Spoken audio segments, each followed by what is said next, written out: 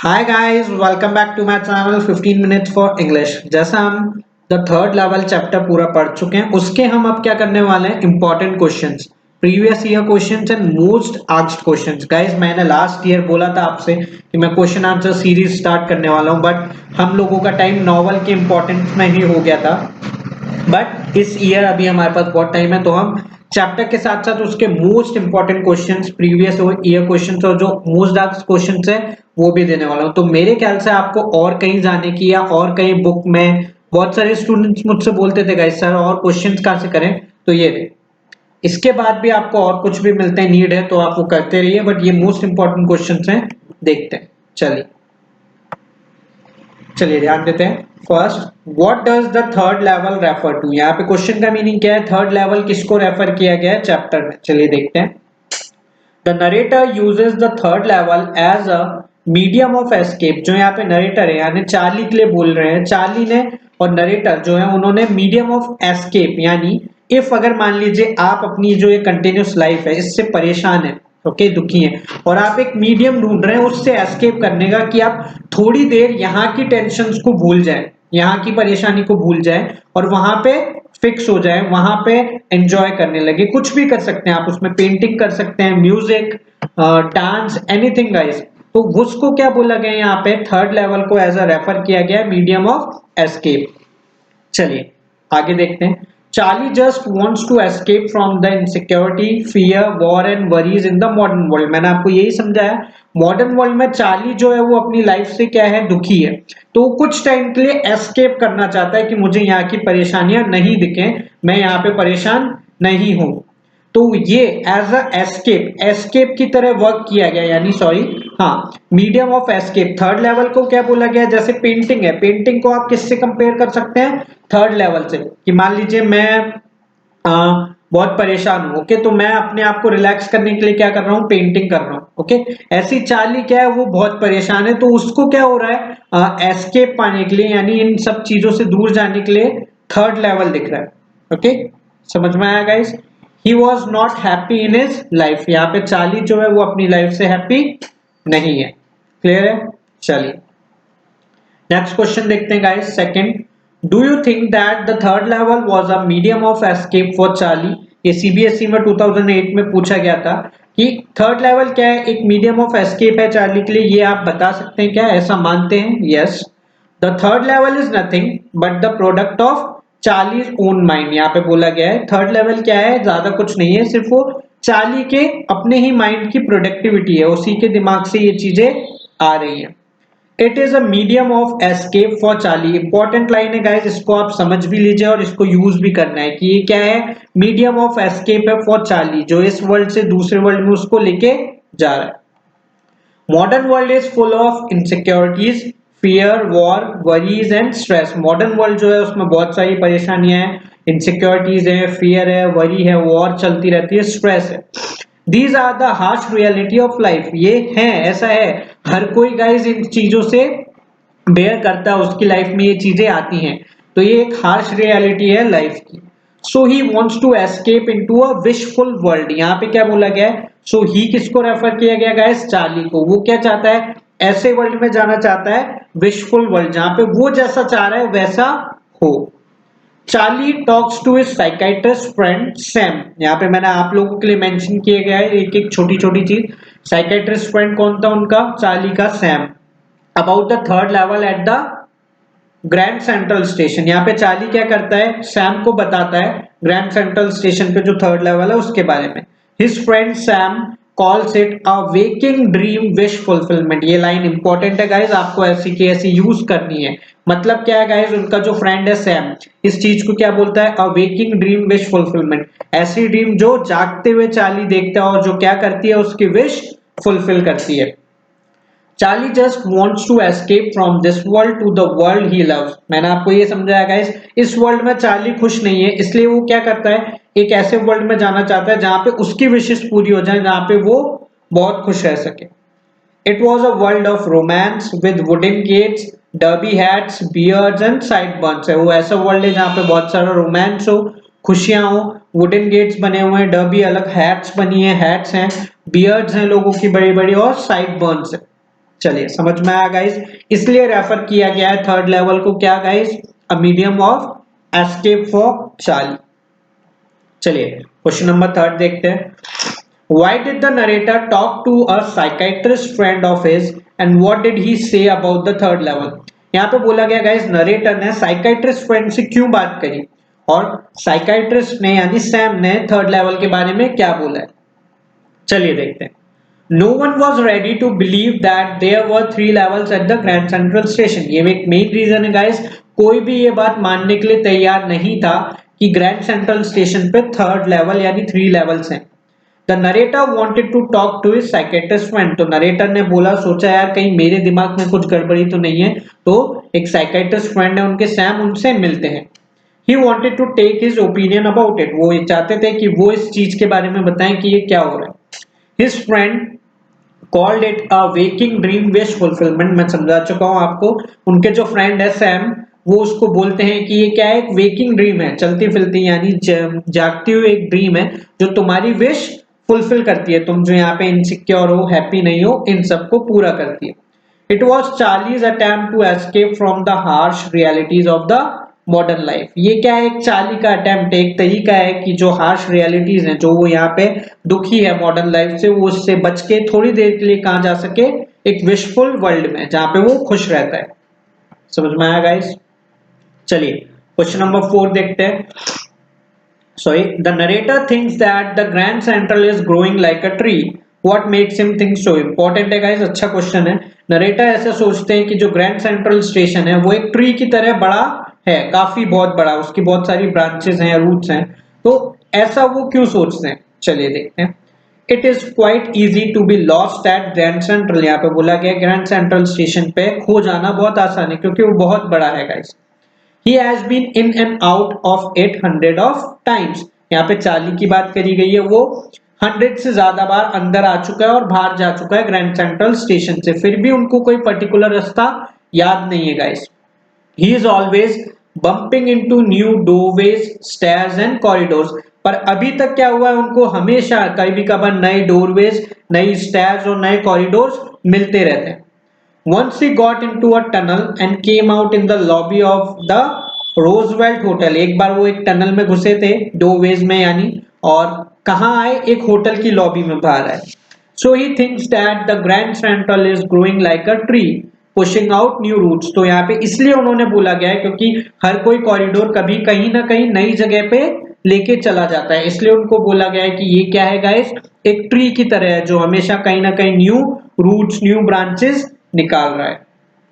समझ में आया गाइस, अच्छा क्वेश्चन था, इसको ध्यान से पढ़िएगा। Question number 5, what did the narrator see unusual at the third level. एक और इंपॉर्टेंट क्वेश्चन है क्योंकि थर्ड लेवल पे नरेटर ने क्या देखा ये पूछा जा सकता है। चलिए, the narrator saw many unusual things at Grand Central station. There were few ticket windows and train gates. यहाँ पे क्या बोला गया है गाइस, नरेटर ने काफी अनयूजुअल थिंग्स देखी, कहाँ पे, ग्रैंड सेंट्रल स्टेशन पे। There were few ticket windows, वहां पे काफी फ्यू टिकट विंडोज भी थी, एंड ट्रेन गेट्स भी थे। The information booth in the centre was made of would and was old looking. जो इंफॉर्मेशन बूथ जहां से हम ट्रेन की इंफॉर्मेशन कलेक्ट कर सकते हैं वो वुड का बना हुआ था गाइस और पुराने टाइप का लग रहा था। डिम गैस लाइट्स वर फ्लिकरिंग, वहां पे डिम गैस लाइट्स थी, जैसे आपने हैरी पॉटर देखी हो गाइस अगर, या नानिया मूवी देखी हो, तो उसमें स्ट्रीट लाइट की जगह गैस लाइट जलती थी जो गैस से जलती है, तो वो वहां पे फ्लिकरिंग कर रही थी, बंद हो रही थी, कभी चल रही थी ऐसा। मैन वो derby hats and four bottom suits, man जो वहां पे थे उन्होंने पुरानी तरीके की हैट्स और पुरानी तरीके के सूट्स पहन रखे थे। बियर्ड, साइडबर्न्स एंड फैंसी मुस्टैचेस, वहां पे लोगों की फैंसी बड़ी बड़ी मूछें थी, बियर्ड थी, साइडबर्न्स थी। There were small Currier and Ives eve locomotive, वहां पे पुराने टाइप के इंजन्स थे गाइस जो भाप से या कोयले से चलते थे, कोल से। चलिए समझ में आया गाइस, ये था थर्ड लेवल का डिस्क्रिप्शन, इंपॉर्टेंट है, इसको ध्यान से पढ़िएगा। चलिए, व्हाई डिड चार्ली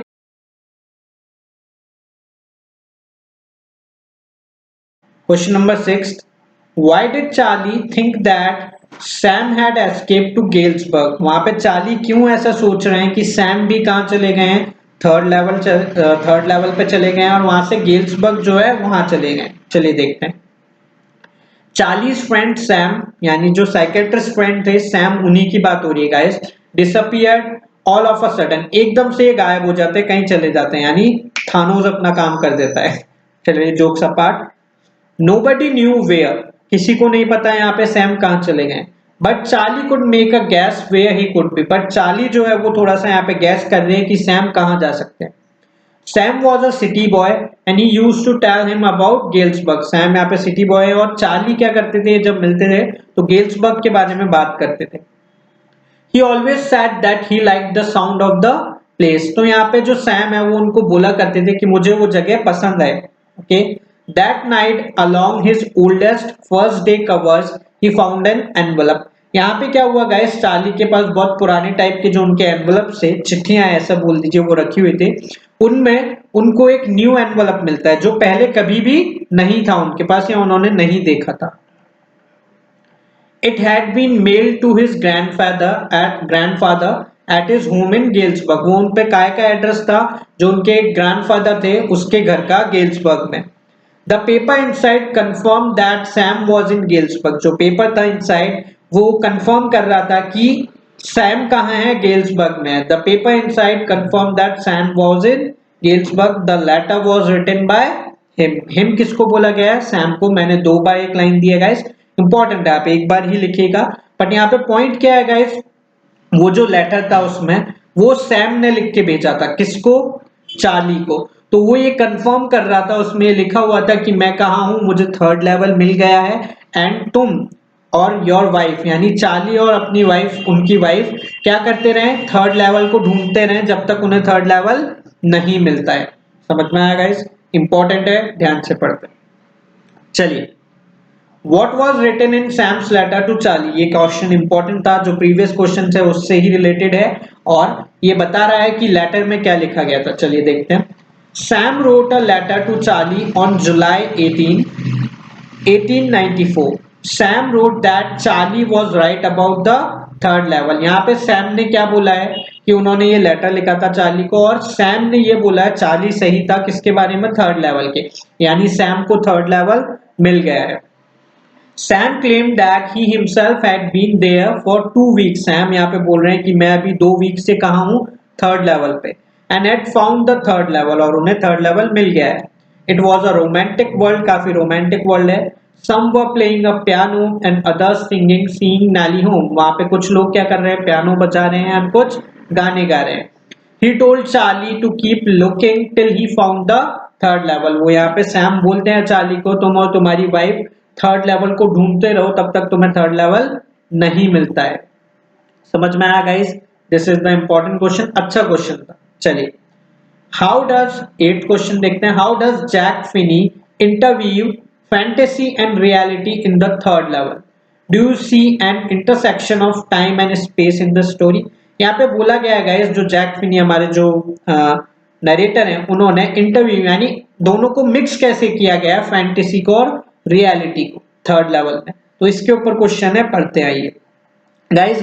ये इंपॉर्टेंट क्वेश्चन था जो मुझे ऑनलाइन मिला था और ये चैप्टर में एज इन कहीं ऐसे डिस्कस नहीं किया गया, इसलिए मैंने आप लोगों के लिए दिया है कि कहीं आता है तो आप लोग पहले ही इसको पढ़ लें। चलिए, in the third level the narrator Jack Finney interviews का मैंने आपको अलग से मीनिंग दिया है, ट्विस्ट और कंबाइन टू और मोर थिंग्स, दो चीज को कंबाइन करना, फैंटेसी एंड रियलिटी, तो उन्होंने फैंटेसी और रियलिटी को कंबाइन किया है। The narrator is a split personality, यहाँ पे बोला गया नरेटर क्या है, स्प्लिट पर्सनालिटी है, यानी उनका जो माइंड है वो चेंज होता रहता है।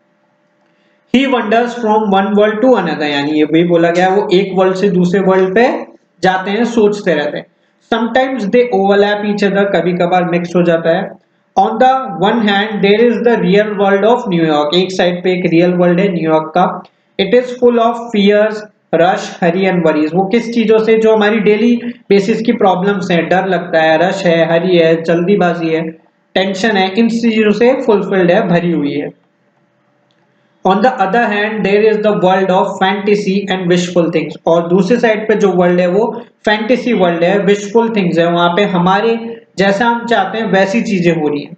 Okay, the narrator Charlie escapes into the world of 1894। तो ये जो सेकंड वर्ल्ड है फैंटेसी वाला, चार्ली यहाँ पे एस्केप कर जाते हैं, जो कब का वर्ल्ड है 1894। It is the world of romance, peace and beauty. काफी पहले टाइम पे गाइस इतनी भागा दौड़ी नहीं थी, रश नहीं था, इनसिक्योरिटीज नहीं थी, तो उसको बोला गया है world of romance, peace and beauty. The moment Charlie enters the third level he enters a different world. जैसे ही चार्ली कहाँ थर्ड लेवल पे जाते हैं, वो एक दूसरे ही वर्ल्ड में चले जाते हैं। It is the world of side Burns, beards and fancy moustaches. वहां पे लोगों के बड़ी बड़ी बियर्ड्स हैं, बड़ी बड़ी मुस्टैचेस हैं, फैंसी और साइड बर्न्स हैं। The world of open flame gas lights, Charlie wants to buy 2 tickets to Galesburg. और वहां पे फ्लेम गैस लाइट्स, पुरानी तरीके की गैस लाइट्स लगी हुई है गाइस, स्ट्रीट लाइट्स जो हम देखते हैं ऐसी ही गैस लाइट्स लगी हुई है। चार्ली क्या करते हैं, Charlie wants to buy 2 tickets to Galesburg. Charlie यहाँ पे गेल्सबर्ग जो जगह है जहाँ पे उनके ग्रैंडफादर रहते थे, वहां की 2 टिकट बाय करना चाहते हैं। It is wonderful town of big old frames, huge loans and ट्रेमेंडस trees. वहां पे बहुत अच्छा टाउन है गाइस, वो बड़े बड़े फ्रेम्स लग रहे हैं, ओल्ड लॉन्स बने हुए हैं, बहुत सारे ट्रीज हैं। The gap of time from the contemporary world to the world of 1894 is more than a gap of 100 years. जो अभी का वर्ल्ड है उसमें और जो ये पुराना वर्ल्ड है गाइस, रोमांस का वर्ल्ड जहां पे चार्ली एस्केप कर जाते हैं, उसमें करीब 100 ईयर्स का गैप है। But fantasy and reality are interwoven in the most natural way in the third level by Jack Finney. But जो फैंटेसी और रियलिटी को मिक्स किया गया है साथ में दिखाया गया है जैक फिनी के थ्रू थर्ड लेवल में, वो एक बहुत नेचुरल वे में दिखाया गया, बहुत अच्छी तरीके से दिखाया गया कि चार्ली कैसे एस्केप कर जाते हैं थर्ड लेवल में। समझ में आया गाइस? यहाँ पे हमारा वीडियो एंड होता है गाइस। तो ये मोस्ट इंपॉर्टेंट क्वेश्चन थे, मुझे लगा इंपॉर्टेंट है, सो मैंने आपको दे दिए। पढ़ के एक बार में थर्ड लेवल चैप्टर खत्म करके साइड में रखिए। मेरी मेल आईडी है, फोन नंबर है, अगर आपको नोट्स चाहिए तो आप मुझसे परचेज कर सकते हैं गाइस। फॉर मोर वीडियोस मेरे चैनल को लाइक कीजिए, सब्सक्राइब कीजिए एंड देखते रहिए 15 मिनट्स फॉर इंग्लिश। एक चीज और गाइस, मेरा इंस्टाग्राम हैंडल है विपुल29विपी। इफ पॉसिबली आप वहां पे जाके फॉलो कर लीजिए, उससे क्या होगा गाइस, मुझे अनाउंसमेंट करने में आसानी रहेगी। अगर आप लोगों की वहां पे पॉपुलेशन बढ़ती हुई दिखी गाइस, मींस 12th और 11th के स्टूडेंट्स, सो मैं वहां पे इजीली आपको अनाउंस कर सकता हूं कि न्यू वीडियो आने वाला है, कुछ समथिंग बिग होने वाला है, कोई नया इंपॉर्टेंट अनाउंसमेंट होने वाला है। थैंक यू गाइस, बाकी आप देखते रहिए 15 मिनट्स फॉर इंग्लिश।